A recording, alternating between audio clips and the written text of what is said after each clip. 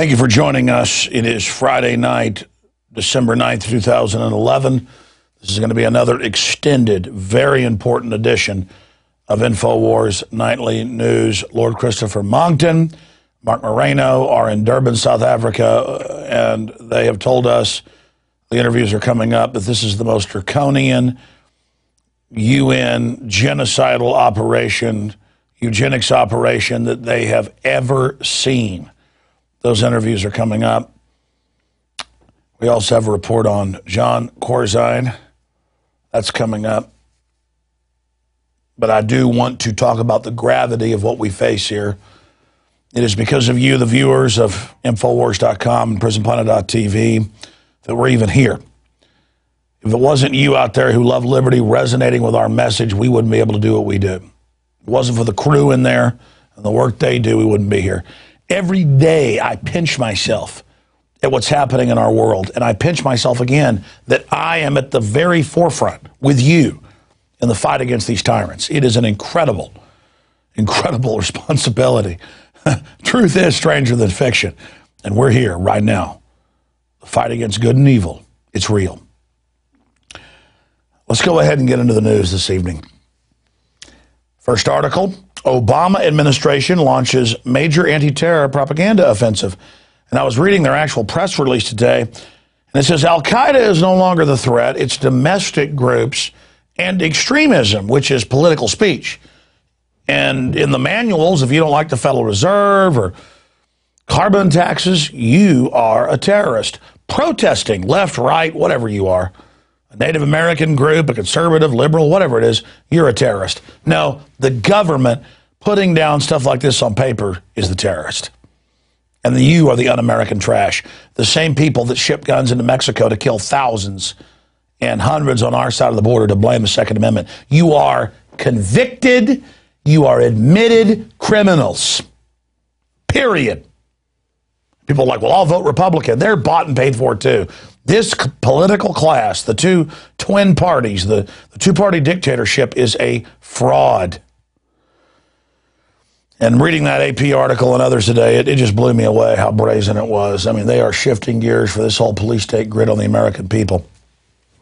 And that's not really a surprise, because we've now learned that not only did the Halliburton and KBR, Kellogg, Brown and Root, put out 3 days ago an internal memorandum trying to hire subcontractors to be on a 72-hour notice on a paid contract to stand by to man civil disobedience camps all over the United States.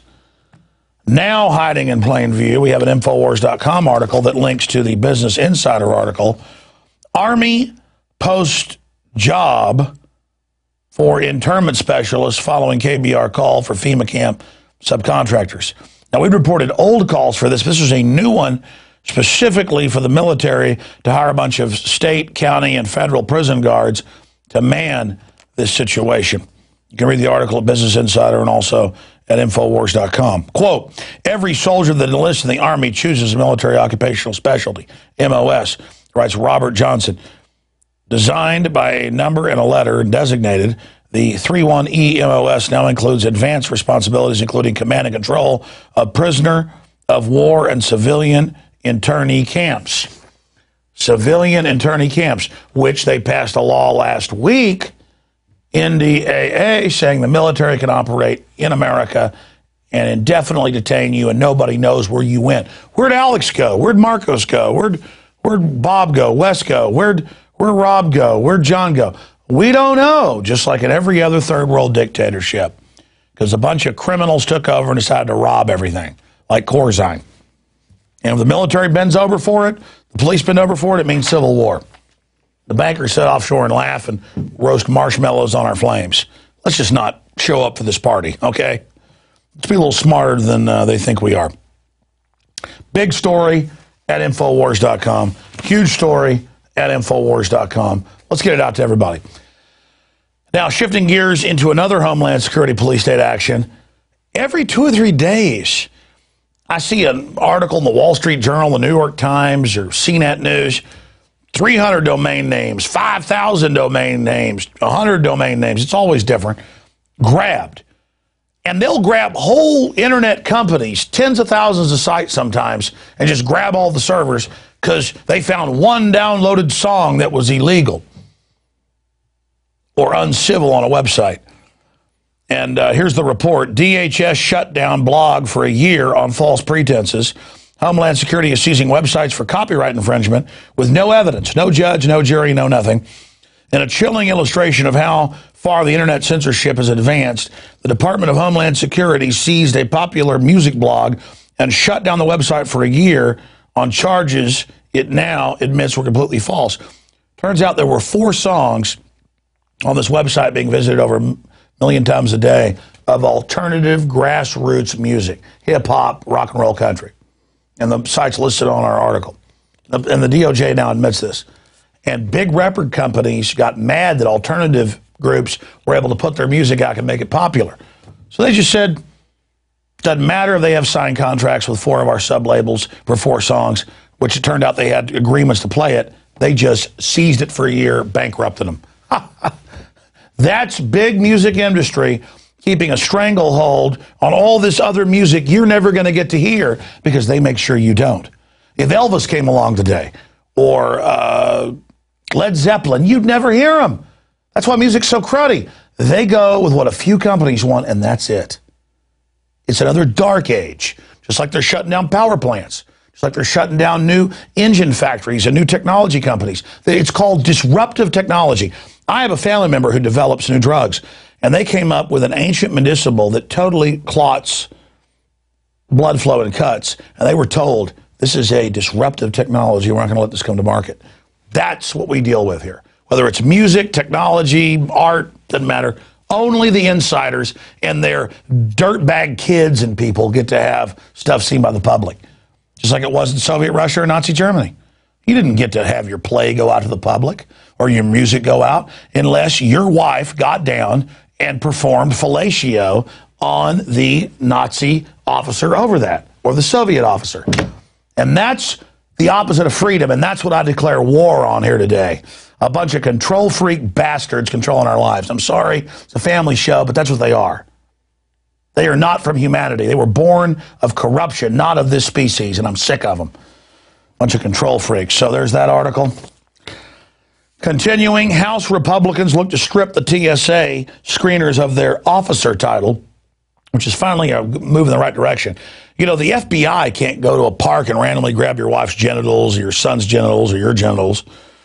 And they're under supposedly the Bill of Rights Constitution. They can't do that. So how did they create 10 years ago a federal agency that takes control, sticks their hands down your pants, puts you in microwave ovens, and Chertoff, the former head of Homeland Security, makes money off of it? How do they do that? They just announced this. And Congress is pointing out, along with law enforcement and constitutional scholars, that this is like handing out badges to just people on the street and saying, you're now cops. They're not even having badges. And they're saying, you're not going to have 10 badges anymore. You're not going to have this name officer. You're not you know, when a cop has to go sign up and pay money to be bonded to be a peace officer. Doesn't mean they're perfect either, but it's a big deal. You're now swearing to the people, I'm going to uphold this, and you got to put money up in case you violate what your duty is. But we just take all these people, pay a minimum wage. And I had one of them say, I'm going to stick my hands down your pants in Las Vegas because it's my administrative privilege. So I've got a clip here from what the famous movie, in fact, yeah, that's right, Treasure of the Sierra Madre, my grandfather's favorite movie. I watched it with him before he died at the hospital. This movie, you've seen it in some comedy films like Badges. We don't need no stinking badges.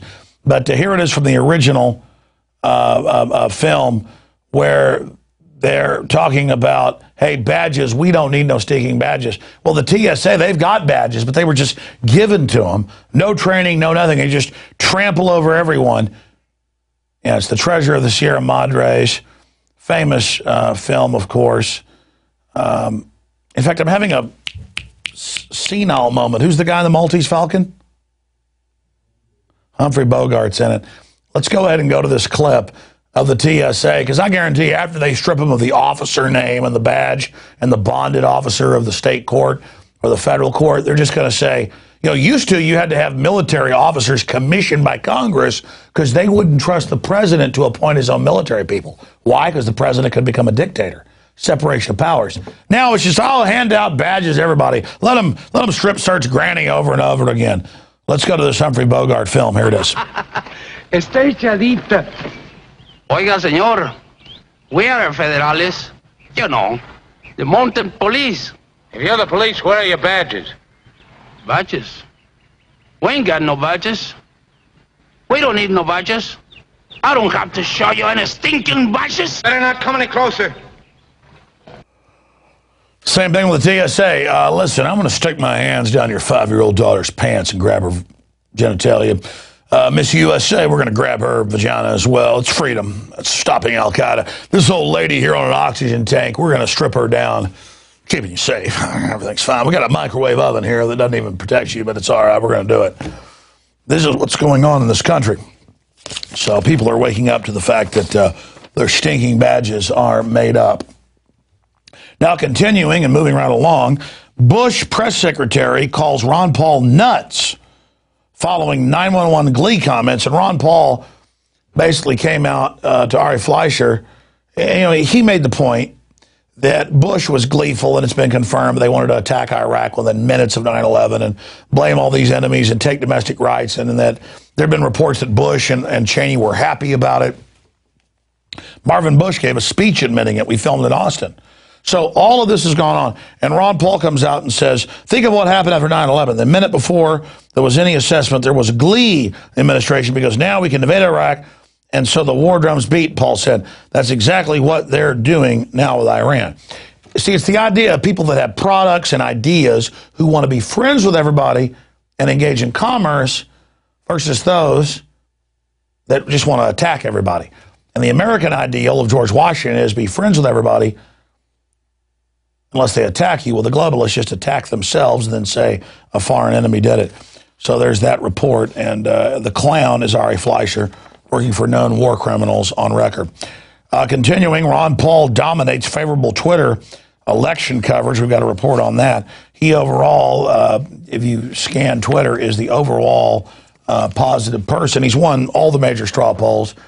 And, of course, he is the favorite to win Iowa right now. So Mother Jones and other George Soros banker-run fake liberal fascistic sites have come out and said, well, just don't worry. You know, if Ron Paul wins in Iowa, it's a fluke. Just never mind him. In fact, I was watching Slimeball Chris Matthews in there during the break on MSNBC, and he was saying, oh, well, Ron Paul may be in second place in Iowa or first place, but he is not even credible, so let's just not look at him. Bunch of political sold-out whores say, don't look at Ron Paul. Well, you want to look there immediately. Continuing, we're going to go to break and come back with our top story of the evening, this big Durban, South Africa UN meeting that is taking place. But when are we going to get to the news report on the $600,000 speedboat? Okay, so right before our Corzine interview, we're gonna do that at the very end. Okay, so that's coming up. Again, I know boats, folks, and I've seen this boat. You can buy 6 of these for the same price. Just another example of government corruption. We've got our reporters out in Austin to show you a $600,000 drug interdiction boat. That's coming up. But let's hit this final point before we go to our interview. UN calls for eco-fascist world government at Durban Summit. International Climate Court of Justice, they're calling for carbon taxes, carbon rations on each individual citizen. Just an absolute tyranny where you are literally not going to piss in the commode without some UN communist bureaucrat telling it's okay. Brainwashing of your kids, cutting off energy to the third world, 1 billion dead. We're going to be breaking this down in just a moment with our guest. And with more on these globalist bureaucrats trying to set up their little eco-dictatorship, we're joined by Lord Christopher Monckton, the leading expert and champion of exposing this 21st century authoritarianism that looked invincible just 5 years ago, but is now flailing in its apparent death throes, but still clinging to life and still as dangerous as ever, unfortunately. And with him in Durban, South Africa, where they're having this conference, is Mark Moreno of Climate Depot, the leading group here in the United States. And, of course, he's been an advisor to the Congress as well. Lord Monckton, of course, was one of the chief advisors to Margaret Thatcher. He's a journalist and researcher as well as an inventor. And again, he joins us from this International Climate Court of Justice. Now they have courts, and we must pay a price to the earth, which means paying money to Al Gore and others. Lord Monckton, thank you for joining us. It's a real pleasure, Alex. In fact, the authoritarianism of the UN knows no bounds. On entirely arbitrary grounds, they tried to ban me from the conference once I arrived here. So I went away and we got a plane and I dropped in by parachute instead. And they weren't used to dealing with that. And it's had massive publicity around the world. And the UN is now looking very silly indeed for having tried to ban me on an entirely trumped up nonsense, which they've now had to back off from. Well, that's amazing. And this isn't the first time they've tried this, is it? No, they're always doing this. The fact is that we are now the Committee for a Constructive Tomorrow, which is the environmental charity that I come here with, which has real projects to help the poor people of Africa and of Latin America. It's not just a pressure group. They are the only organization here which disagrees with what I'm going to call the Marxist party line, what they would call the scientific consensus. Let's call it what it is, the Marxist party line on this whole climate nonsense. And so they always do harass us. I mean, 4 or 5 years ago in Bali, where I had booked a room for press conferences through the UN Secretariat, we were in a press conference one day, very well attended, when along came the chief of the Secretariat and said, "You can't have press conferences in this room." And I said, "Well, we booked these in good faith." And they said, "We don't care, yours is the wrong message, and we'll have you arrested if you go on giving out the wrong message." That's the kind of thing that the UN does to us every time. And you may remember in Copenhagen last year, I was knocked out by a policeman, not sure whether he was a Danish policeman or a UN policeman, but either way, I was hit from behind while walking away from the policeman in question. There's no doubt they do not like hearing home truths about how their little scientific scam and fraud is collapsing, and how even if they were right on the science, the near unanimous view in the peer-reviewed literature is that, economically speaking, it's better to sit back, enjoy the sunshine, and do nothing. But the real breaking news here at this conference, Alex, is the extraordinary story that in the 138-page document to which the UN's bureaucrats fondly think the various member states, all 194 of them, of the Framework Convention on Climate Change are going to agree, there are now provisions for protecting the rights, not of people, not of animals, not of plants, but of Mother Earth. We're now in straightforward, old-fashioned superstition territory now. The rights of Mother Earth, and they're going to be enforced against the West only by a new international climate court run by the UN with absolute power to order Western countries such as the United States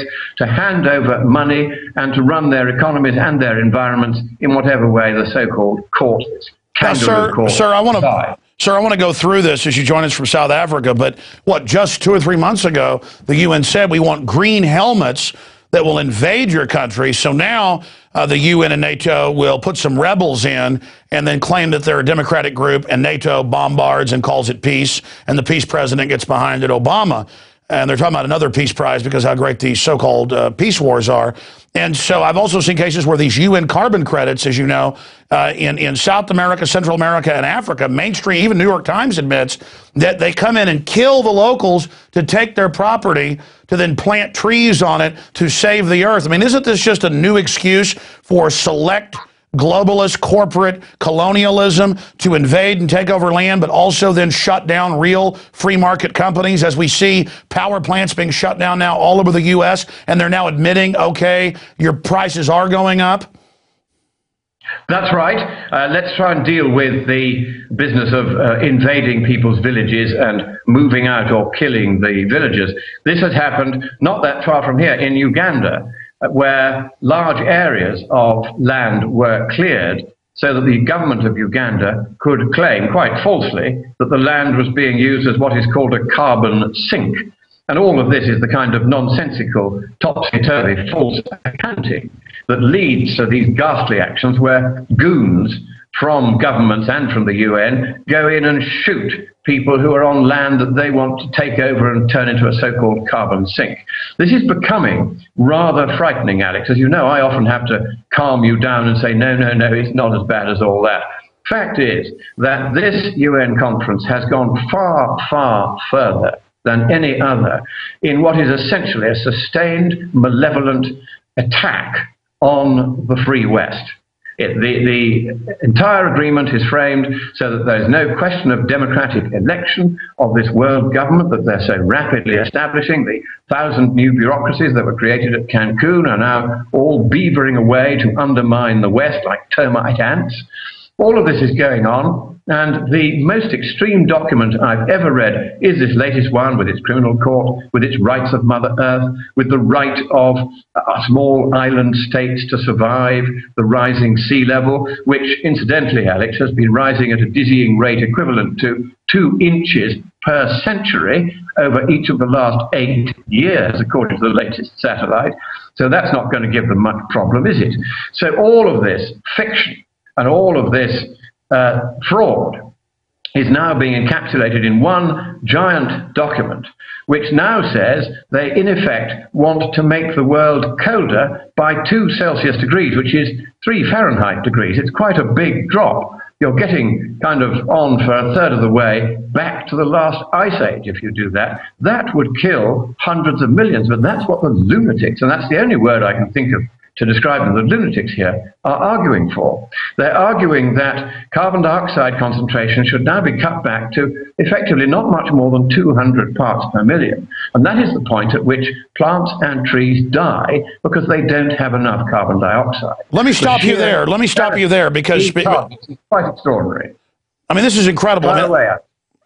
Well, I want you to really bore down into this because it's important. You're there. You've gotten the document. You're breaking it down. You were instrumental at the Copenhagen event, helping get the document where they called for world government and almost doubling the cuts on carbon emissions. The third world that is an admitted, billion dead people over a decade death sentence. This is almost a military attack on infrastructure, on energy that a foreign enemy that Stalin or Hitler could never have dreamed of achieving. And when you look at the carbon cycle, sunlight, water, carbon dioxide, and oxygen, they've picked carbon dioxide because folks know sunlight's good, water's good, and that oxygen's good. So they literally are teaching kids that carbon dioxide's evil. They have all these video games where they fight carbon dioxide monsters. But I want you to go back to what you just said and go over this document. This is breaking news at your Science and Public Policy website and at Infowars as well.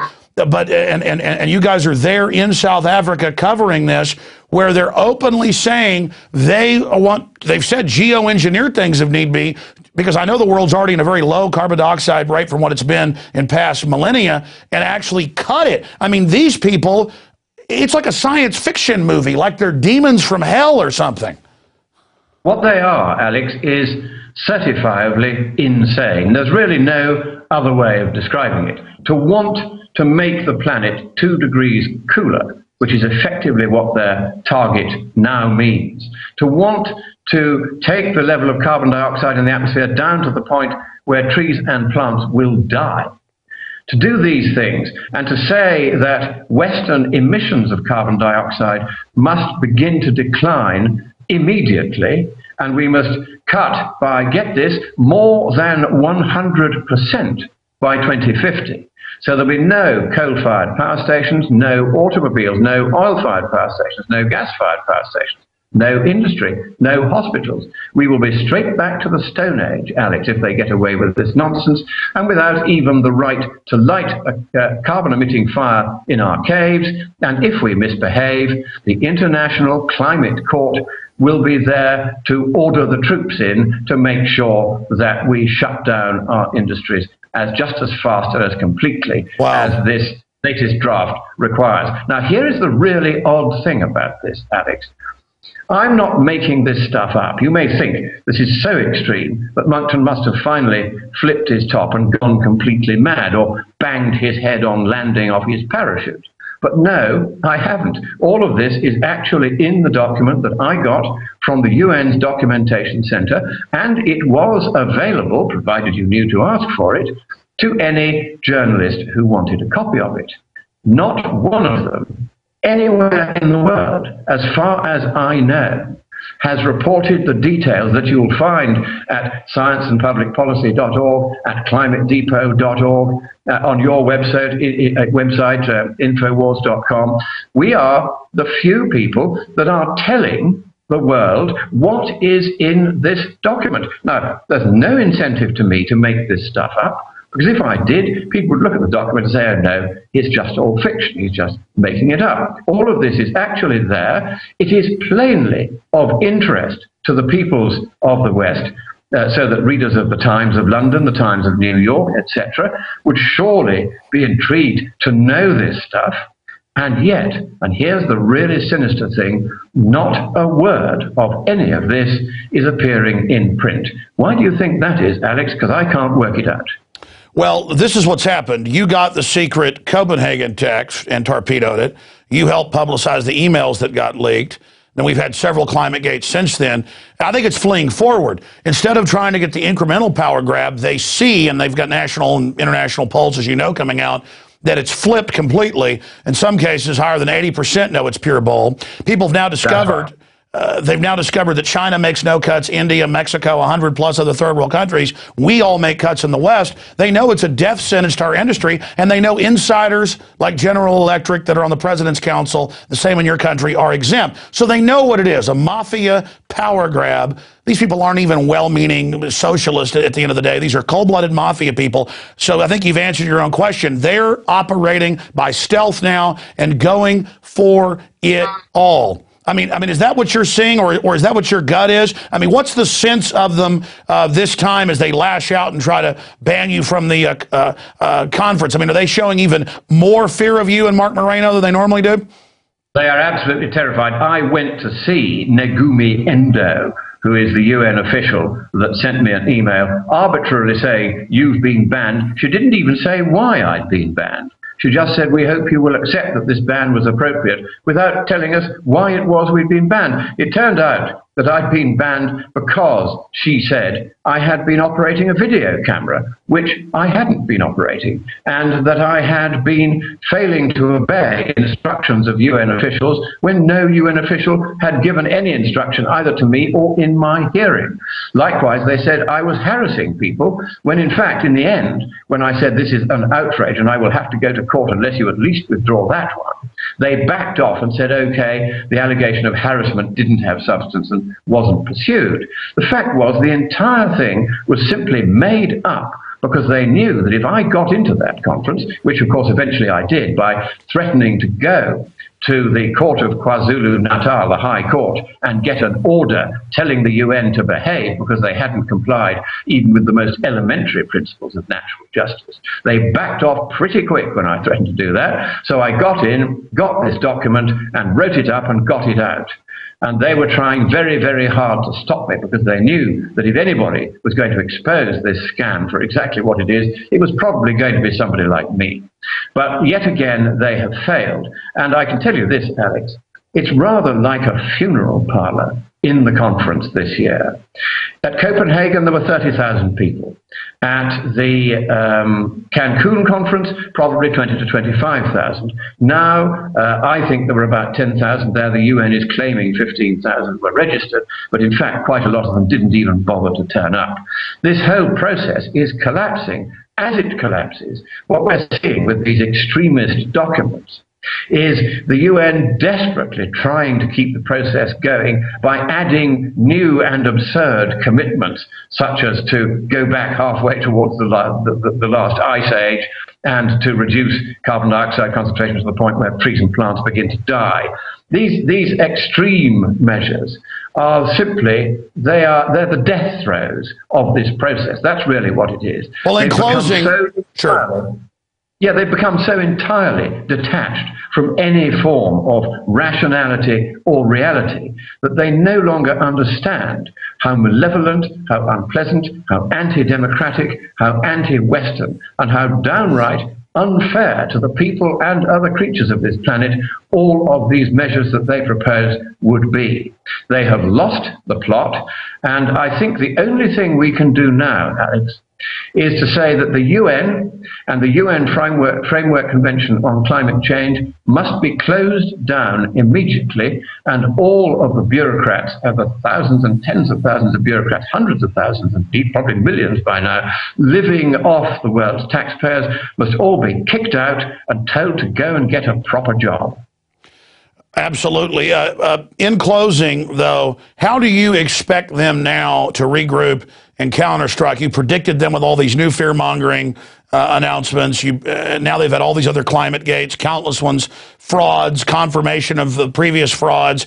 I mean, their credibility is shot. But as you've said, tens of billions has been invested by the insider robber barons to try to consolidate power through their communist handmaidens. And so they're not going to go away. How do you expect them to reinvent themselves?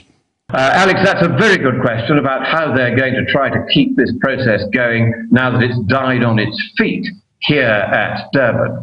And I think what they will do is they will, first of all, as usual, declare a success. They're going to negotiate all through the night. It's the usual tired public relations game plan. They will emerge tomorrow morning with their ties around their ears, stubble on their cheeks, and a wan smile on their faces, saying we've done it.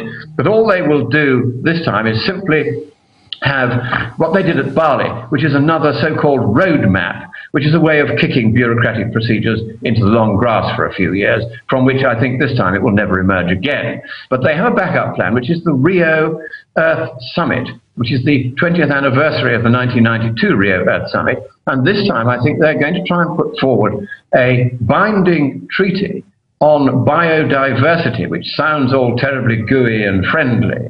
And in that treaty on biodiversity, they will craftily bundle all the climate stuff in the hope that nobody will notice. However, UN bureaucrats and little Hitlers and dictators, I will be there in Rio, and don't you dare try to keep me out by lies and cheating the next time round. I will be reading every draft of this proposed treaty, and if there is any of the nonsense in it that there was in the draft which was to be considered by people here at Durban, then I will be exposing it all across the world yet again. After the Rio summit in July, there is then yet another of these annual conferences of the parties to the Framework Convention on Climate Change, scheduled for Qatar in December of next year. And I don't think that very many people will be going to that at all. They'll be lucky to get 5,000 at that. And I think this process is now dying on its feet as the science collapses. The economics has never been there. The vast majority of economic opinion says it's much better to do nothing than to try to prevent global warming by taxing, trading, regulating, reducing, or replacing CO2. And so I think that the scare is now pretty much over. And the next thing that I will be arranging is to make sure that certain bogus scientists and bogus UN officials who have clearly committed specific frauds, scientific and economic frauds, as part of this so-called process, will be reported to the police in their respective countries. We've got a whole project now to do this, and we will be sending these people for trial, and we hope that the judges, on hearing just what they've been up to, will send those who are guilty of fraud to jail. Well, Lord Monckton, let me stop you briefly, because that was my final question before we thank you for being with us, and Dr. Mark Moreno, who's there working with you, and to get his expert perspective integrated with yours, is that people see it as extreme or aggressive to call for the jailing of these people, but your estimates are well researched, and I've seen other mainline estimates. If you cut the carbon by the levels they talked about in Copenhagen, and as I've read over this new document, it's even more draconian in their flight forward. We're talking conservatively, as you've documented, 1 billion deaths. This is bigger than Hitler, Stalin, Mao, and all other 20th century mass murder combined by an order of 3 or 4 times conservatively. And we have to understand, earlier when you mentioned what's going on in Africa and Latin America, it's in major news that governments and companies to get these carbon sinks and money are forcing people off their land, killing people, shooting them, and the news is kind of like, well, it's for the earth, I guess it's okay. I mean, we've seen the greenies come out, the London Guardian, everywhere, and endorse green fascism. They say, yes, you bet we're going to arrest you for not doing what we say. We're seizing control. We're going to burn down ski resorts. You know, we're going to arrest Moncton. I mean, they are aggressive authoritarians, and they're not dressed like the Nazis. They're not dressed like the Soviets. Every generation expects it to be looking the same. This is our generation's Hitlers. They've got to go to prison for the mass murder and eugenics, because you know, sir, at the end of the day, they're eugenicists. They just want to cut, as State Department Memorandum 200 says, the energy supplies of the third world that is a death sentence. I'm sorry to be ranting. No, well, I mean, I can quite understand, because here I am in South Africa, where the internet works occasionally, as we've just found out. And 80% of South Africa is lucky enough to have electricity. 20% still doesn't. But South Africa's electricity accounts for 60% of all the electricity consumed in Africa, which means that most countries in Africa have practically no electricity at all, except, of course, in the fancy air-conditioned government offices. So we are seeing a conspiracy, if you like, by the world's governing class, the world's increasingly communistic or fascistic classe politique, against the ordinary peoples of the world. And of course, it's the poor who get hurt first. As you were saying, the farmers of Uganda who are being kicked off their land and shot if they disagree by UN troops and Ugandan troops going in to create these entirely fictitious carbon sinks, which are complete nonsense. And this is, of course, a worrying trend. Now, it's very difficult to nail them down for genocide for what they're doing at the moment. What we can do, however, is go after those scientists and bureaucrats who have been peddling deliberate scientific frauds. And there are one or two, you can only do sort of one or two clear cases. You start with those, and you put those cases to the police with a lawyer, and you say, here is the matter of the fraud, here is how they hope to make money from it, here is how much money they've made from it, and here is why it is definitely a scientific fraud, and here is independent scientific evidence that it is a fraud. And then you get the prosecuting authorities to do their job on a relatively small number of really bad scientists who have got away with this so far because they think that the governing class of the world will protect them. But no, it won't.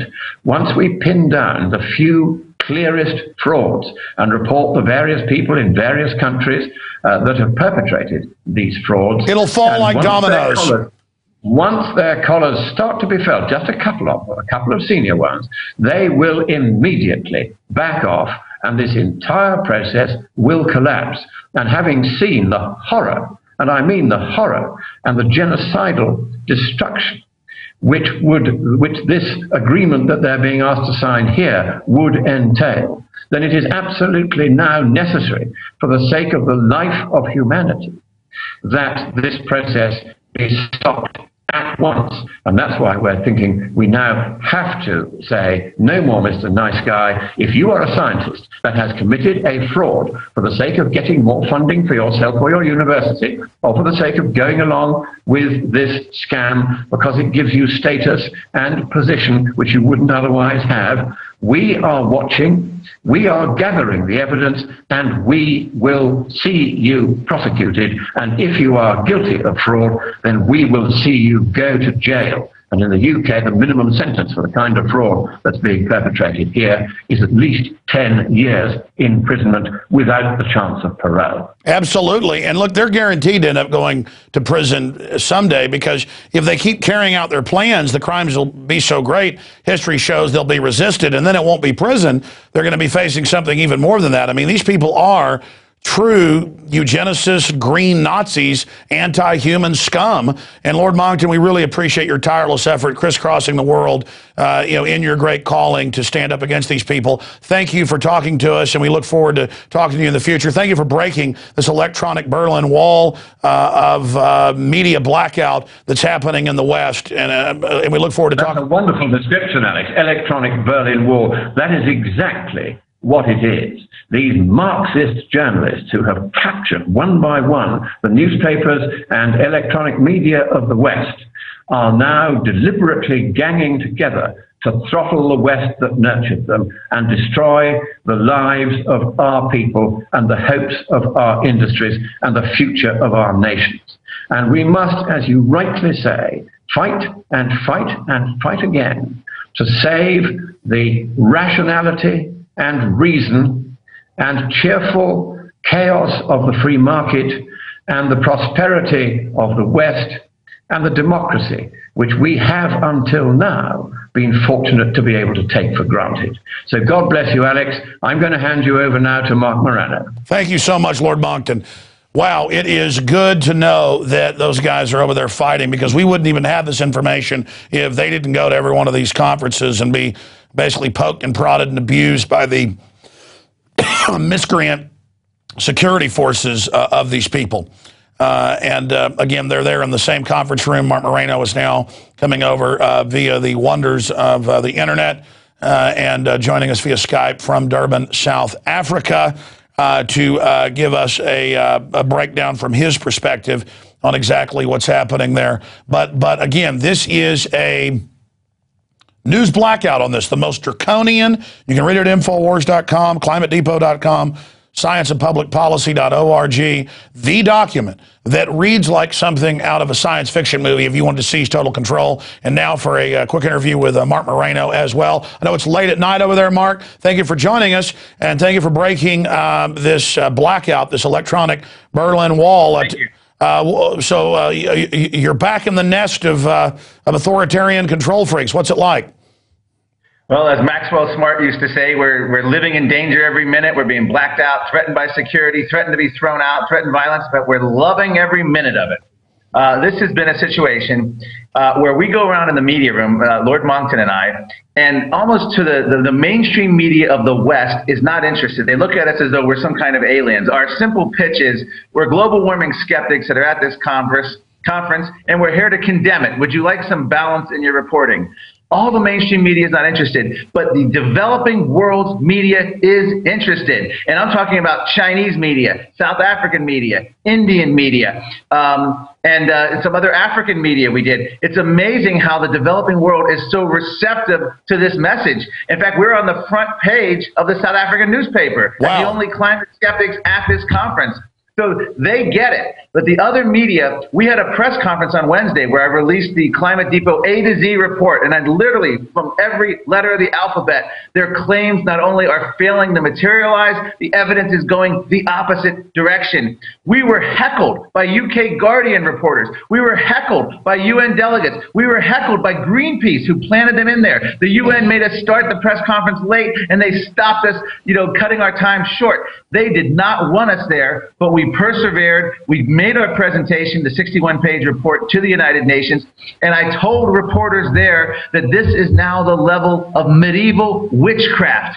Everywhere you look at the UN, it says more floods, more drought, more tornadoes, more hurricanes, and they all say we must act to stop this. They actually believe, like the Aztecs, that we can slaughter people and have acts of legislation to change the weather. The UN has reduced itself to medieval witchcraft at this point, where they're claiming they can control the weather. This is the most bizarre conference of all of them that I've attended. They've really morphed into we can control the weather now. It's not even really that much about global temperatures anymore.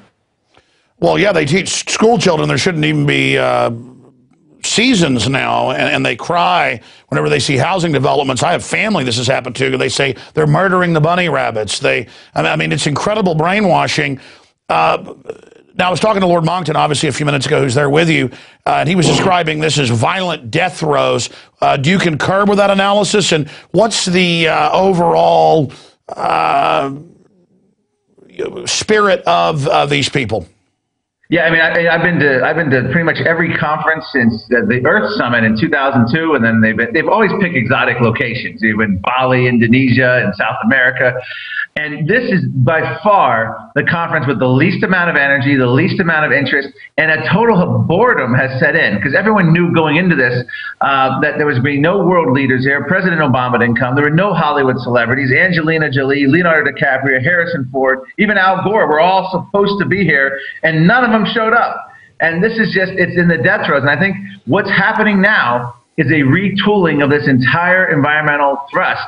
And the Rio conference, which I believe will be the end of May into June of 2012, is going to be a shift where climate is now going to be rolled into the larger issue of sustainable development, species, deforestation. And in a way, this serves the UN purposes much better, because instead of just focusing on the atmosphere and industry, now they can control the oceans, now they can control roadways, land use, agriculture, you name it. Under that rubric of sustainable development, they can cover it all. And we cannot ever forget that it was Republican presidents who got us into this. The first George H.W. Bush in 1992 went to the first Earth Summit and committed the United States to these United Nations treaties, which then led to Kyoto, which then led the second George Bush, sent Colin Powell to the Earth Summit in Johannesburg, South Africa, which I was at. The Bush family has done more to commit the United States to environmental and United Nations lunacy than all the Democrats combined. And we have to look at our two top nominees, and we have to get terrified. Mitt Romney and Newt Gingrich are incapable of standing up to the United Nations, of standing up to the international green movement. Mitt Romney, who had John Holdren as an advisor, is clueless. Newt Gingrich, who has a new book coming out next year, has a climatologist named Catherine Hayhoe, who is a committed and embarrassing global warming alarmist. Don't be fooled for a moment by Newt Gingrich's recent sounding of skepticism. Neither of these candidates are equipped to handle this, and it will be nothing more than a continuation of the disastrous policies of Bush 1 and Bush 2 if either of these Republicans get in. Well, it's good to see you fired up, and I've never seen you quite like this. Certainly, you can smell blood with these fraudsters. Of course, it was at the Rio de Janeiro conference, as you know, it was at 92, where Maurice Strong publicly said, we're going to have a post-industrial world. We are going to shut down the United States. We are basically going to carry all of this out. And that is exactly what they were basically able to do. So looking at this, I wanted to bring up a couple of positive points that I've seen here in the U.S., and that is the EPA on its own came out and said we're going to shut down most of the coal power plants, of course, those that aren't owned by insiders like General Electric. Obama's had to back off on declaring carbon dioxide, at least from those, as deadly nerve gas poison that plants breathe, but still he's moving ahead with some of the shutdowns. And, of course, you know, the EPA was going to declare hay dust and any type of dirt or dust on your farm as $10,000 fines, first offense. Just a total way to shut down small farmers and ranchers. The House passed by a giant margin today. The Hill newspaper is reporting that they're not going to do that. I mean, this is clearly just a way for this government mafia to make breathing evil, dust on a farm evil. I mean, it is so incredible. But more and more people are realizing that this is a selective economic warfare attack by people that have said they want a post-industrial world and who've always hated the free market and capitalism. Yeah, this is death by bureaucratic bean counters. They've gone after our ice makers on our refrigerators. They've gone after our dishwashers. Our dishwashing liquid now has to be green and therefore not cleaning. They've gone after the washing machines. They've sapped the water and the power. They've gone after our toilets, our shower heads. The Japanese government's telling the citizens that to go to bed early to prevent global warming. The UN chief has said people can't order ice water in restaurants because of the carbon footprint. This is the level of control that George Orwell didn't contemplate. He who controls carbon controls life, and I will add to that with the Rio Earth Summit coming up. He who controls carbon and controls land use policy and even the oceans controls the world, and that's what they're going for. And this isn't conspiracy talk. This is in their documents. We're looking at this document. One of the most hilarious things about this 138-page document that Lord Monckton wrote about was they want to stop wars, not because wars are bad for people, not because wars are bloody, but they want to stop it because of wars' impact on the atmosphere. In other words, the greatest reason not to fight a war is concern over climate change and global warming. This is the level of absurdity we've reached. All right, we're getting a bit of a Skype breakup there from Durban, South Africa, but that's okay. It's great to even have your audio. It's kind of like an old Star Trek episode where we're talking to you from 20 light years away, and it's breaking up a piece a bit. Going from memory, they're going to pull it up, and we might even cut the video in. A few months ago, we went to one of the Smart Growth conferences here in town, and they had, I think the head of the Nature Conservancy was there, and Mark Tursick, head of the Nature Conservancy, and they went up to him and said, we'd like to speak to you about coal, because they were there saying shut down coal. And when they brought up, hey, well, Obama said, in that video clip that he wanted to bankrupt coal, what's your view on that? And he said, whoa, I'm not talking to you, interview over, and ran off like he was a vampire confronted with a giant silver cross. I mean, used to these people would get on the offensive if you got on the offensive. Now they just turn tail and run, and more they don't have that crazed power seizing look in their eyes. They're trying to regroup, as you said, and move on to yes, I mean, major environmental and climate organizations are shutting their doors. They're firing staffers. Climate stock exchanges are collapsing. This was truly subprime science, subprime economics, subprime politics. But we can never count them out, because there's never any previous environmental scare that had this kind of funding, backing of the UN, or backing of the media. It's unprecedented. So it doesn't just die.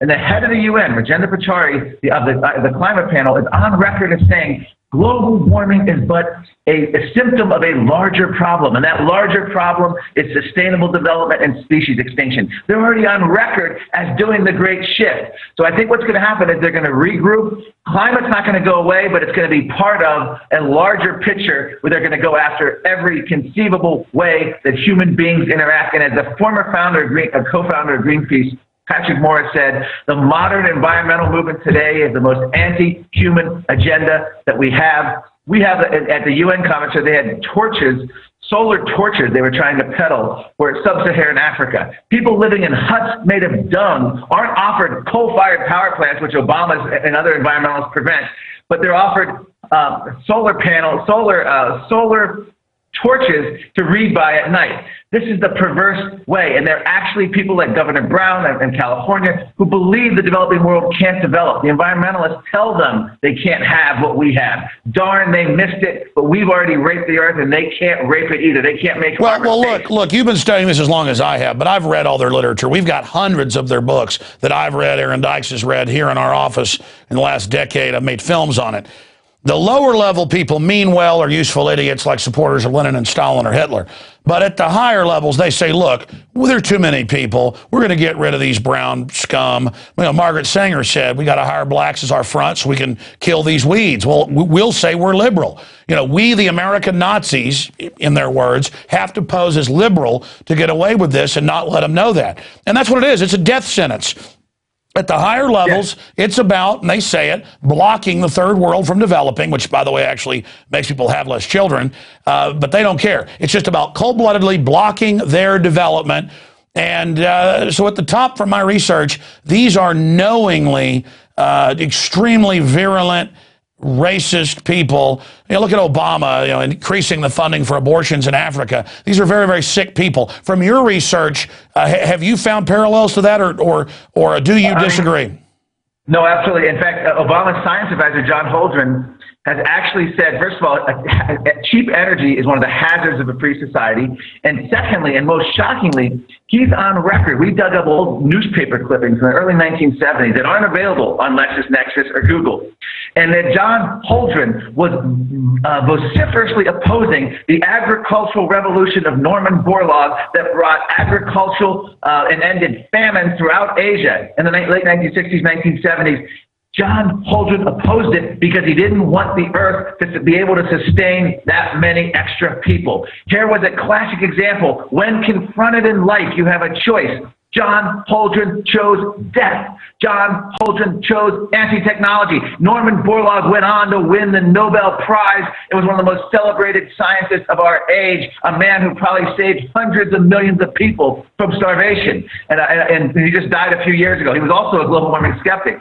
But Norman Borlaug was a hero. John Holdren was a eugenicist who now is feted by the mainstream media and Obama. So it's exactly what is going on, and these people are in high office. office right now. Unbelievable. But we are seeing the mainstream media's decline right along with government's approval rating, right along with the climate panic pushers. I mean, certainly their fleeing forward, I think, is only going to destroy them in the end. In closing, tell us some of the key things we should look at in this latest power grab where they cast themselves as saviors of the earth, when in truth they're eugenicists cutting off the power supplies and conscripting many people I think the biggest thing coming out of this conference is this now. They're itching to get this international climate court set up. And this court, if they succeed in doing this, it's going to be, as Lord Monckton said, a kangaroo court. But think about it. They've already got set up the mechanisms. In England, they already have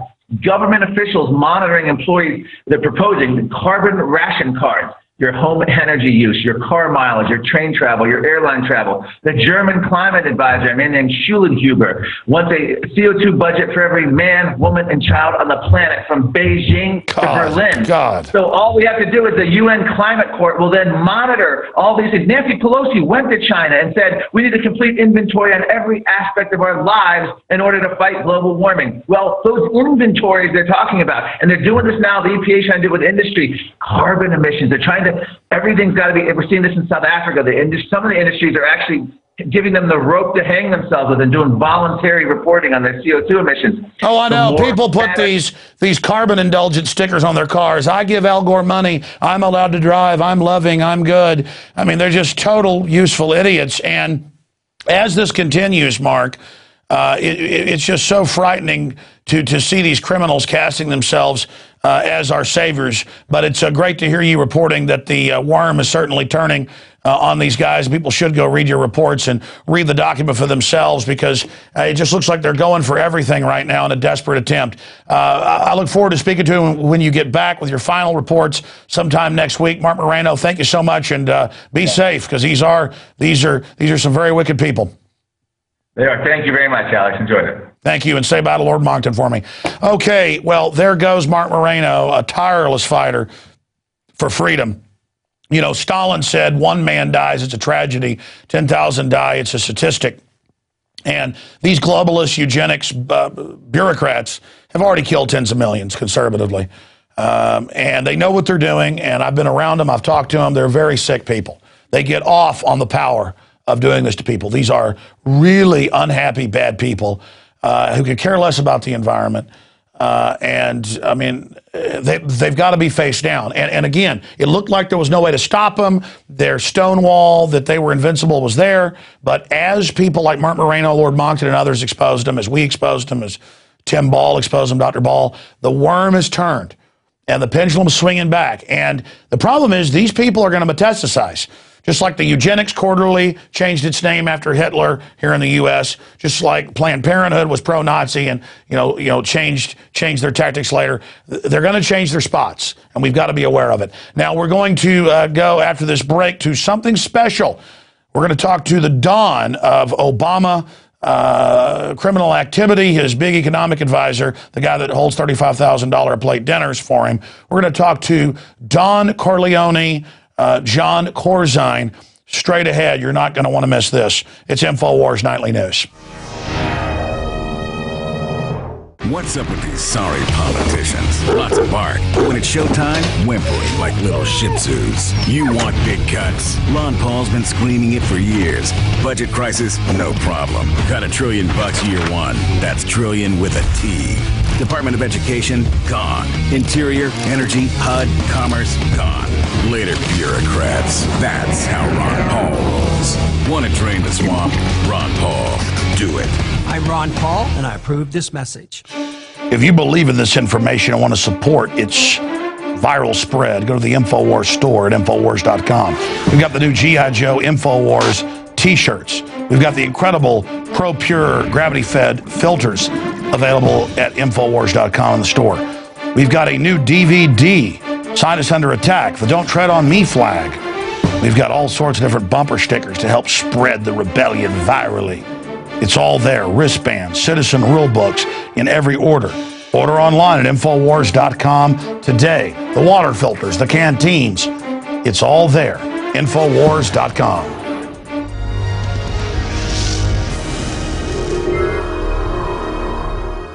Welcome back. It's Infowars Nightly News, another marathon transmission. I appreciate you joining us. You are truly revolutionaries in the development of alternative media to counter these criminals. The fact that you care enough to go to prisonplanet.tv, the fact that you care enough to support us, that you spread the word, that is what is making history right now as we reach tens of millions of people a week. Thank you so much. Okay, I've got a few other news items I want to hit before we get to some important film review I'm doing. And then, of course, our interview with Mr. Corzine. Risk of Israel-U.S. strike on Iran has tripled, Barclays claims. This is out of Reuters. The chance of a military strike on Iran has tripled in the past year. The senior geopolitical analyst Barclays said it's gone from a 5 to 10% to 25 to 30%. Our intel is it's not going to happen until later next year as an October surprise for the 2012 election. And finally, we've got Moscow sees no military component in Iran's nuclear program. No kidding, it's been looked over by the United Nations. This is just a pretext to attack that country. Continuing, Napolitano on CFR. The full video is at Infowars.com. The head of Homeland Security, Mrs. Janet Napolitano, has said that she jokes with elitist over Drudge Report, calling her Big Sis moniker. And she says she's very proud of the fact that she's turned America into a third world cesspit. So that article is up at Infowars.com right now. A few of the other articles we've got, we already knew this. We're not saying Occupy, people protesting Wall Street, are bad. It's just that it was started by George Soros in the White House, and they run it. And here's a WorldNet Daily article. Occupy Nerve Center, staffed by Soros activists, professional radicals caught red-handed running so-called leaderless movement. They always said it was leaderless so they could control it themselves. And finally, I'll have to get this more next week, but Daily Mail, no more talking behind the wheel. Scientists develop system that can shut down your cell phone while you're driving. Oh, sounds good on the surface, but it's all about everything being pre-tracked and controlled in this technocratic system. And I said finally, but here is finally. We're on our own now. Cameron uses the veto for the first time to opt out of the new treaty to save the euro and give more power to Brussels. That's how countries act as firewalls against tyranny. World government is being established by the bankers of the euro right now, and they're using it to get rid of national sovereignty. And the globalist Cameron has said no in England. We'll continue to follow that throughout next week. Now I want to go to a movie review. We did Clockwork Orange, on Tuesday night, and here on Friday night, I have 8 different clips from an amazing 1964 film, 7 Days in May. Now, it's got globalist propaganda in it, but it shows how the leftists that made this were useful idiots.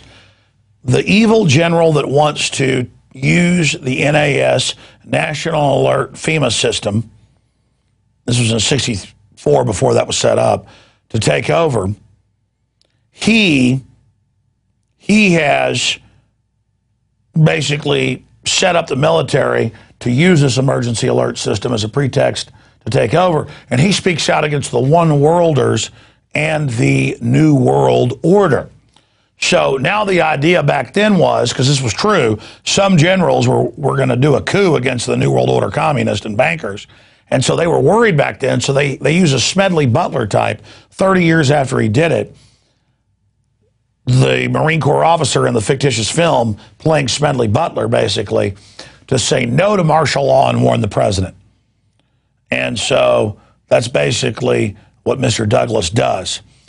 And so we're going to go ahead and go to those clips, but I just want to illustrate to you that they just had Dr. Strangelove the year before in 63 exposing government launching a nuclear attack on itself, basically, as a pretext for martial law and global domination. And then another film comes out a year later where they talk about generals using COG or Plan R to take over the government. And so we're going to go ahead and go to that first clip of the Burt Lancaster, Kirk Douglas, Paramount Pictures, based on the 62 novel by Fletcher Cannell and Charles Bailey II, 7 Days in May. Here's that first clip.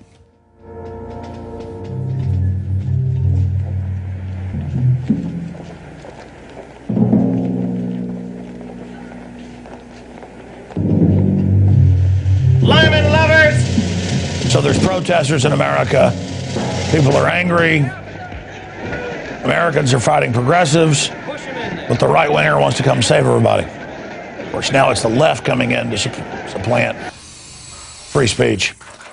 So again, the globalists were coming in to take over America. They knew the military was upset, so they put movies out about right-wingers using a martial law system.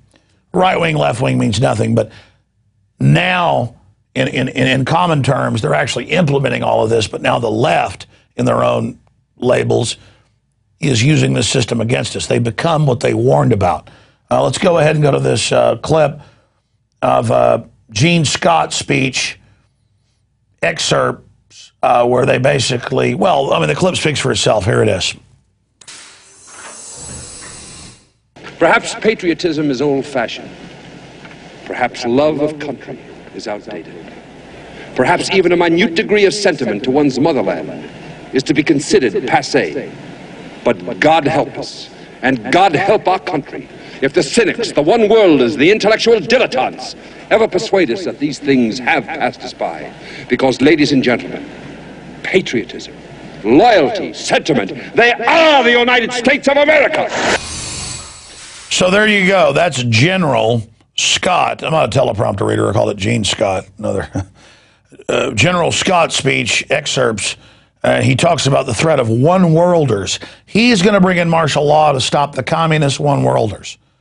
But they're not communists for the little guy. They're the banksters. Let's go to this next clip. It's self-explanatory. Mr. President, have you ever heard of a military unit known as ECOMCON? What?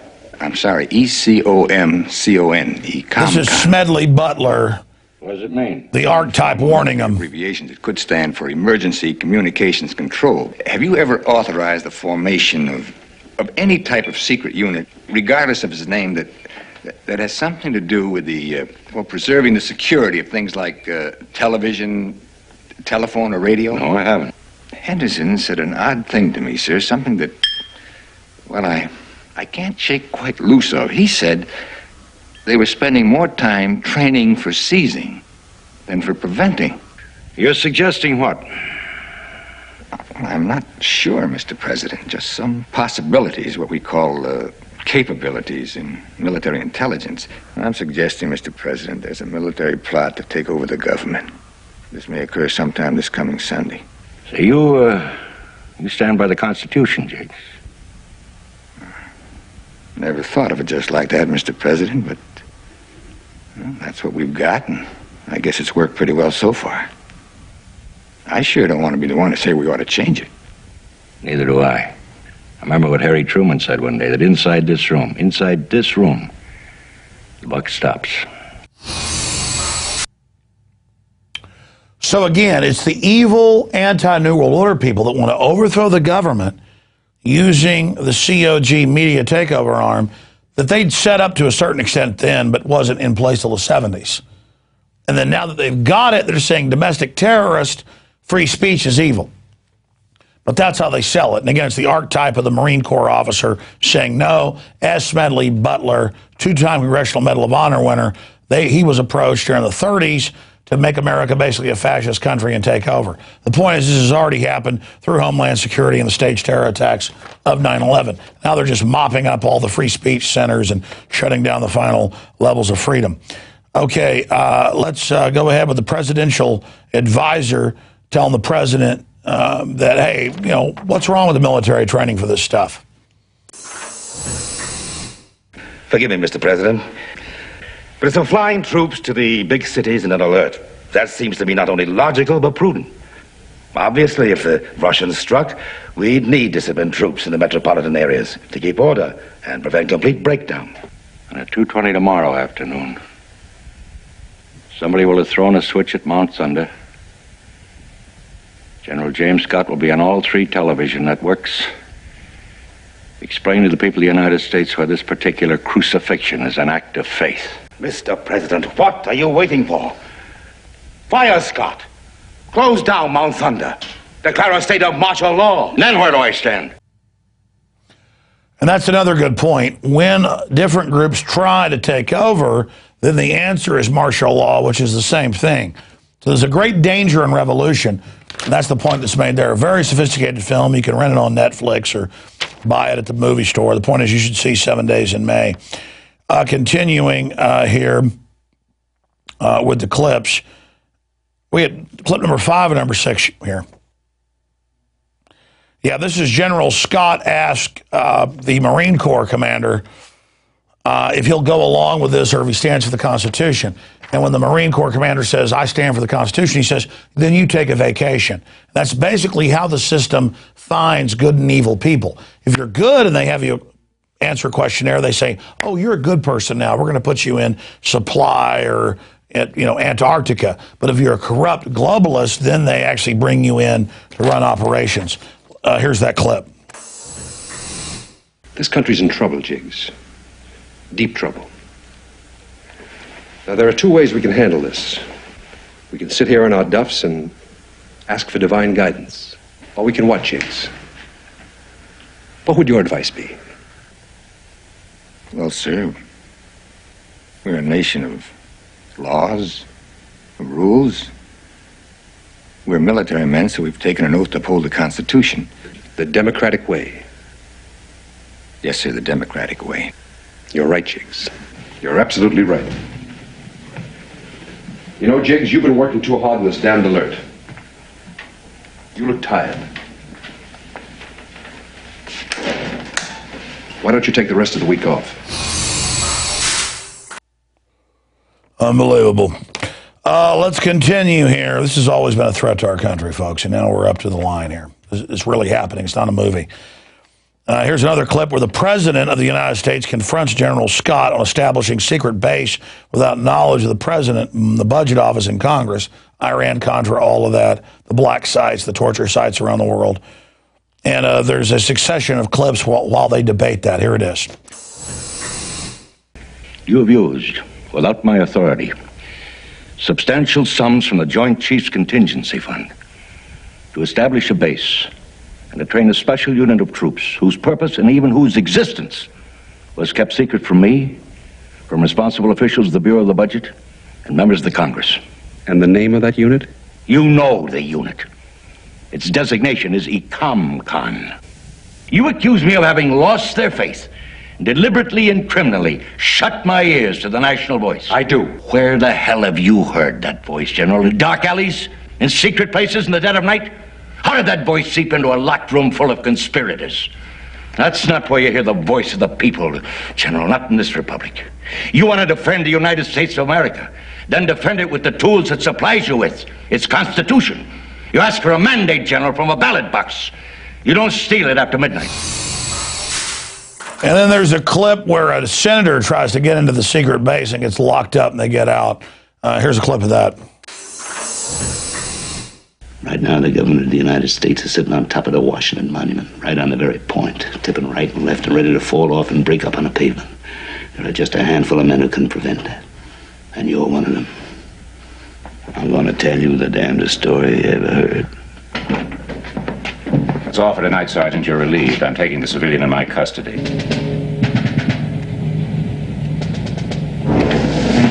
I'm sorry, Colonel, but I have orders that the civilian is not to leave the base, sir. Oh, that's all right, Sergeant. I'm countermanding those orders and escorting the civilian into town. Well, sir, now, I don't know. Colonel Broderick said that Throw those keys over here. Eject that cartridge belt and throw it down on the ground.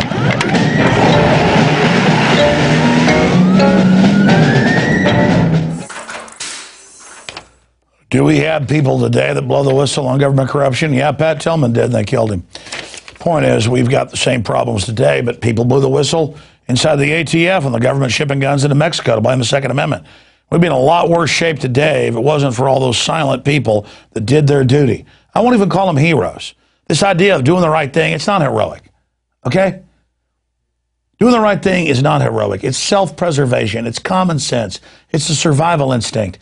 If you let somebody enslave a bunch of innocent people or kill a bunch of innocent people, then you would allow that to yourself. It's common sense. It's not wimpy to have empathy, to feel somebody's pain. It's normal. It's a human instinct. And it's because we've gotten accustomed to going along with other people's pain as long as it's not us. That's weakened us all. That's where you lose your humanity, your womanhood, your manhood. And I'm not giving mine up. My feelings are my strength, not a weakness like these psychopaths tell us. I want my feelings. I see things and know things they'll never know because I'm tied into the universe. I'm not here to stomp on a bunch of innocents. Let's go to this final clip here. This is the ending. We're going to go to this in a moment. This is the ending of the clip where the general's basically been confronted. And then we'll see which one of us the United States will follow. This will be delivered at 9 o'clock tonight on all major networks. I'll be taping it in 1 hour. This is strong stuff, General. Are you sure? Thank you, General. General, if he accuses us of sedition, whether he has the proof or not, this could be a pretty sticky business. Jordan Lyman is finished. The papers just handed me are the resignations of Generals Hardesty, Riley, and Diefenbach. The point of this treaty, and I've reiterated this on a number of occasions, is that in every true sense, we force ourselves gradually to step away from an offensive posture. We gradually move away from that that moment of madness. Where to, sir? By accident or design, someone would push that button and the... Sir?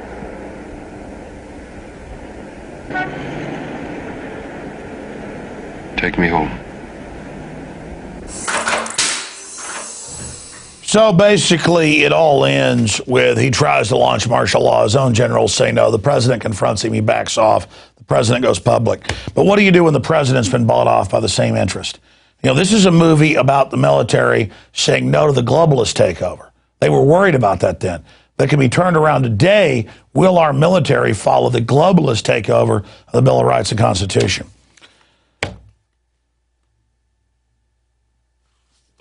Now, in closing, before we go to this important Don Corzine interview that I think you'll enjoy, a little comic relief here, we have something serious.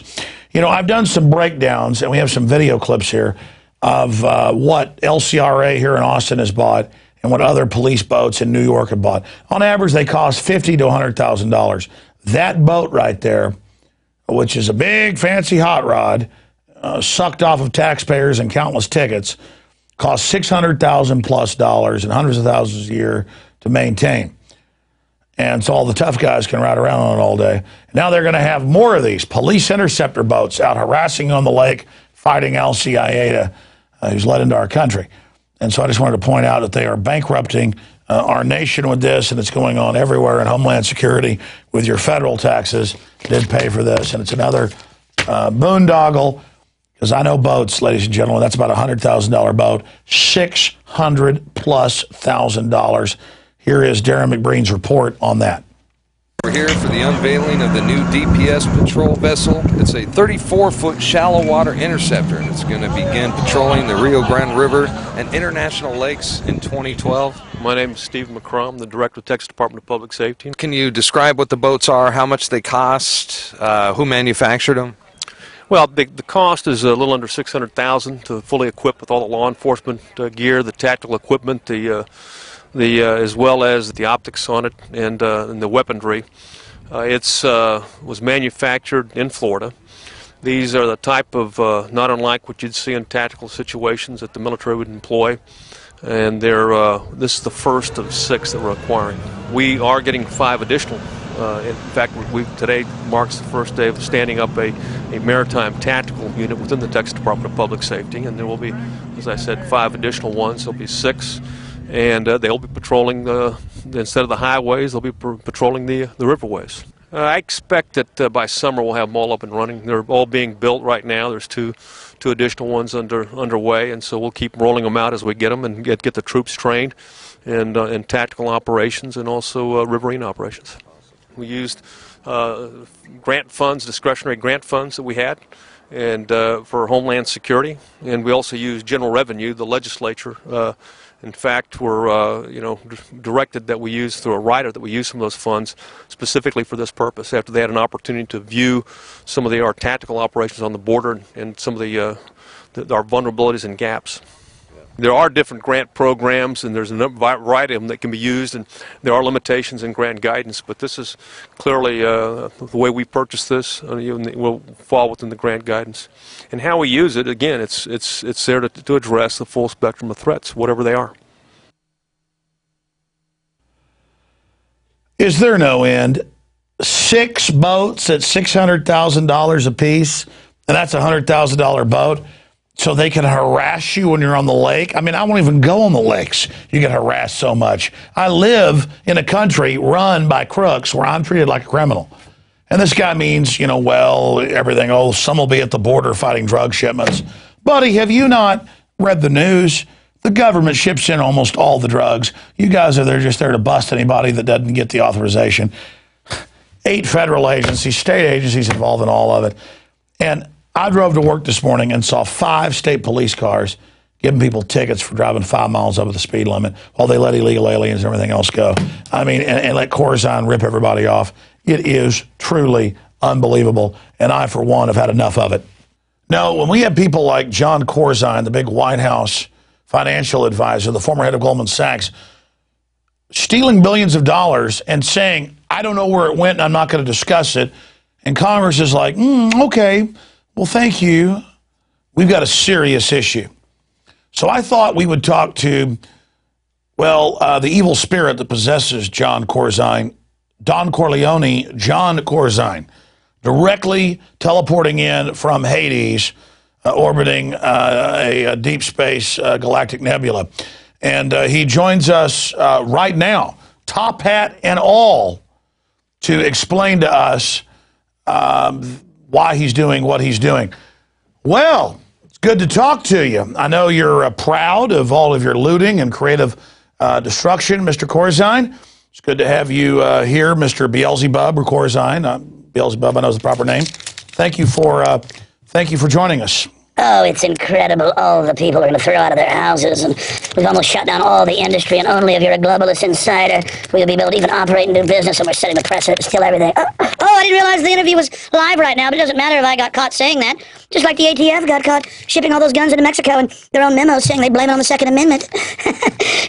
Nothing will be done to the Attorney General, and nothing will be done to me because we've got criminals in place everywhere, and it doesn't matter if you're stolen millions out of your private accounts from MF Global.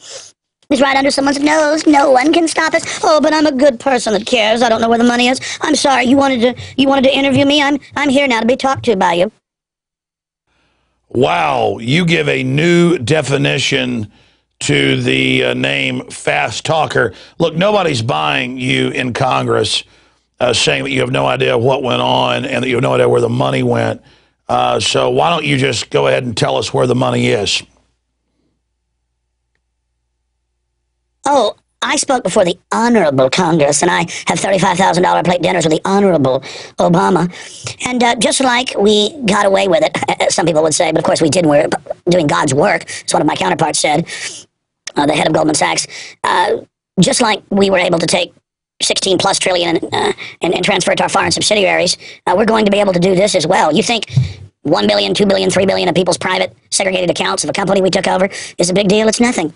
Because, see, I am distinguished. I'm wearing a top hat, I'm wearing a suit, and I have a beard, a grandfatherly beard. And so everything is fine. Okay, we understand you're trendy and super stylish and hang out with all the establishment criminals. But seriously, in fact, I've written down some questions here I want to ask you. How could you, in 1 year, take a profitable company like MF Global and run it into the ground and steal people's private, sequestered or segregated accounts under federal law is a crime? How could you do that? Please answer the question. How could I do the great things I did at MF Global in a year? You see, you're thinking about actually building up a company. We're talking about command destruction or order out of chaos. We're talking about using MF Global as a globalist mafia instrument to go buy up legitimate companies with people's private bank accounts in them and then take that money and give it to our shareholders and people that are on the advisory board like Bill Clinton. That's how this works. You see, with Europe and the tens of trillions being transferred by the Federal Reserve private consortium that Goldman Sachs that I headed up as part of, Europe is not ever meant to pay back the tens of trillions of U.S. taxpayer-backed money. They're meant to go deeper into debt through debt bondage. We create the derivatives fraud, and then the rest of the world and our operatives who run their countries sign everyone on to our debt. So I didn't run the company into the ground. You don't ask a bank robber who successfully robs a bank, why did he fail? He succeeded. Just because there's some dead guards and $1 million cash missing, that's the proof of the success. We're not screwing anything up. When Congress asks us, how do we learn from this and not do this again, we're learning how much you'll put up with. And the whore media that we control, I'm sorry, I have that trending and grandfatherly, the loving, reasonable media, bought and paid for by people. The Pentagon's under our control. We're slaughtering people worldwide. We hate everybody. You think we're just going to stop at what we've done here in the U.S.? We like 1 million dead Iraqis and stolen oil and trillions of dollars of no-bid contracts. We're savage killers. And you naive people will never figure it out. Oh, I'm sorry. I'm being trendy right now. Oh, I don't know where the money went. Isn't that reasonable? I was the CEO. And everybody knows we took the private accounts. It's illegal, but never mind about that. You heard the Attorney General yesterday in testimony. They said, we have your memos where you perjured yourself about Fast and Furious. And he said, we didn't intend to lie. We've got to get your guns before we really steal everything you've got. I'm sorry, little reporter. What else was it you had to say? You and your Infowars may be somewhat awake, but the rest of the public's brain damage from toxic fluoride and Ritalin and Prozac and guzzling alcohol and watching brainwashing television. And there's nothing they won't put up with. They love being slaves. Because I'm just a nice little grandfather person. Was there something else you wanted to sit on Santa's knee and ask for, Mr. Jones? Okay, well, people notice that all over the third world, Latin America, Asia, Africa, Middle East, Western Europe, Eastern Europe, all over the world, every country you take down either has Goldman Sachs people in place, the ministers, the presidents, all of them, the heads of the treasury systems, the finance ministers, are all Goldman Sachs. And we notice that then the solution you offer only gives your own system more power when you sold the fraudulent derivatives. I mean, this is incredibly obvious that you guys are economic terrorists. I mean, who do you work for? What's going on here? What's the end game? Is there any end to how you are gang raping the world population?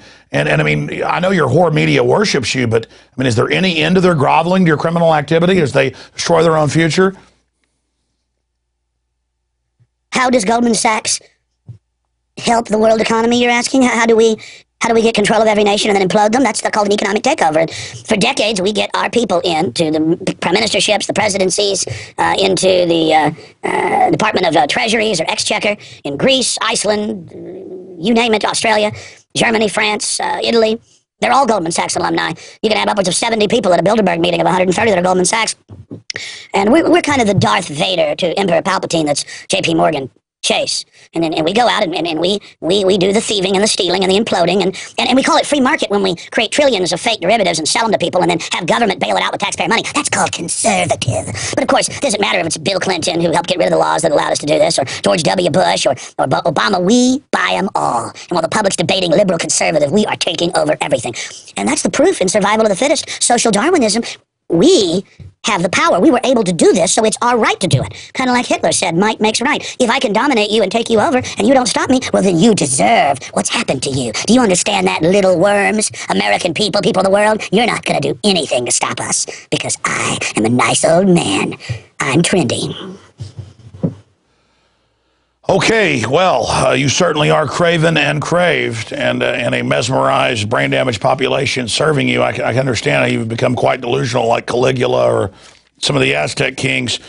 Gary Gensler was your main minion at Goldman Sachs, and he headed up the CFTC. He's been missing now for a month, and he was the guy supposedly regulating you. I mean, this is pretty obvious what you're doing.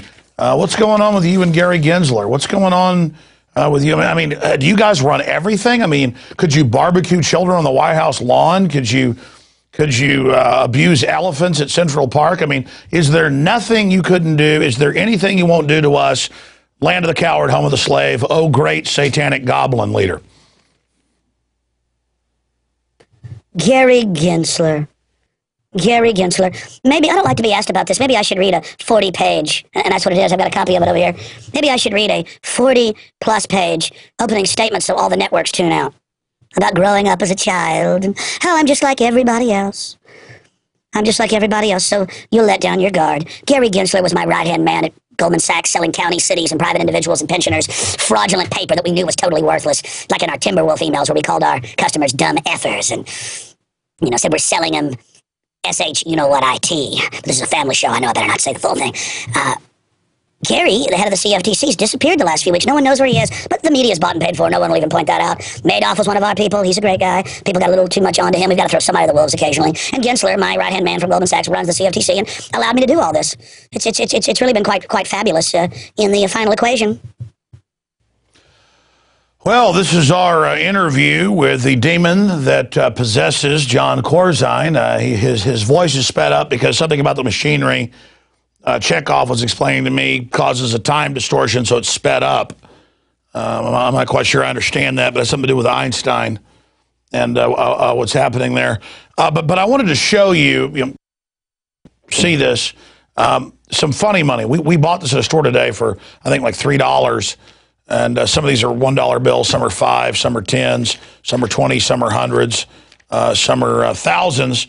But, $3, we basically got a couple $100,000 here. And it says the play money of America,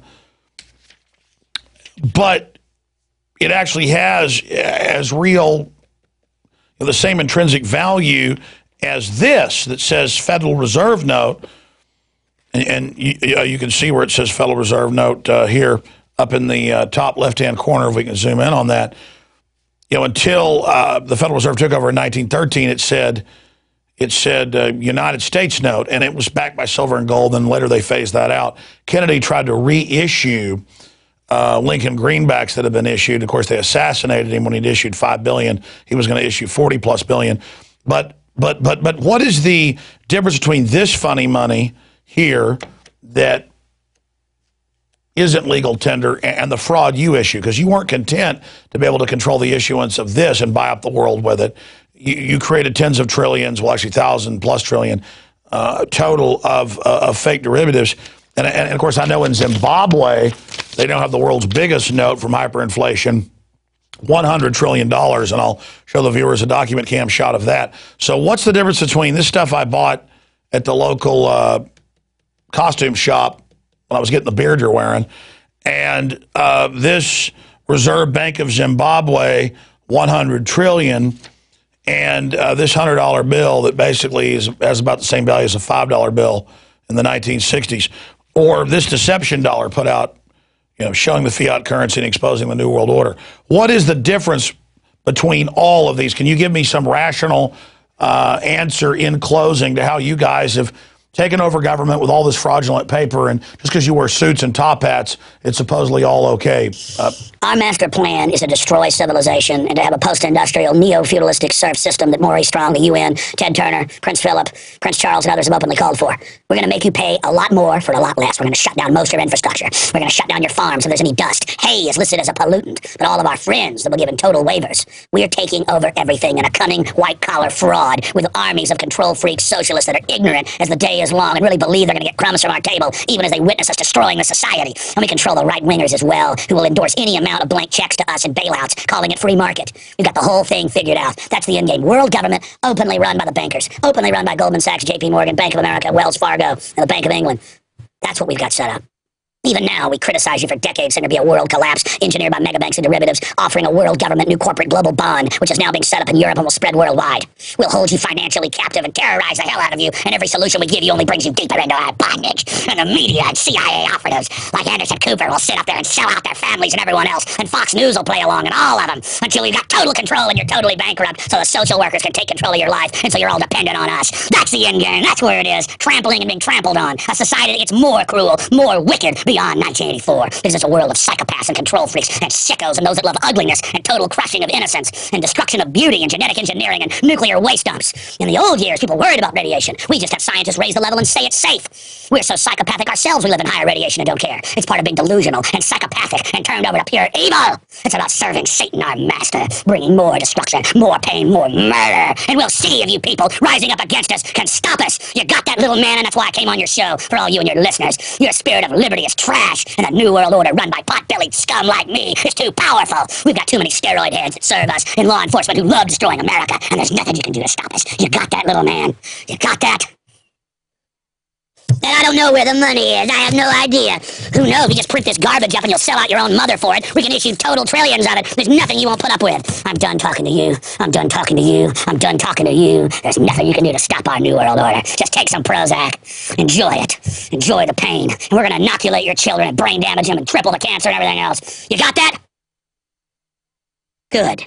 Good, because I'm done talking to you. Wow, well,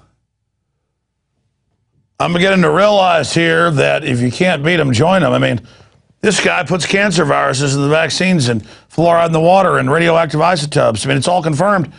Maybe I was the crazy person all along. Maybe I should wear a top hat and grovel to death. I mean, just get into it. I mean, maybe this whole night's show was wrong. Maybe it's good to have monopolies cheating everybody. Maybe it's good to have tyranny. Maybe all Americans can start to wear top hats and be trendy. Maybe I've been wrong, but you know what? I actually realize I'm not wrong, and we're going to beat people like him, because that's actually, from my studying how Corzine and the rest of these globalists operate, that's what they think about us. They think they're invincible. They think they're all powerful. They think they can intimidate everybody with all their black uniforms and crap. Let me tell you something, Corzine. Put him back on screen. We're going to kick your ass politically. We're going to wake the people up and educate them and show them all your secrets, and your days are numbered to be sucking people dry. You're going to prison. You're a financial terrorist, and you will pay. You got that? So, truth is stranger than fiction, and we have engaged in quite another marathon, Infowars Nightly News.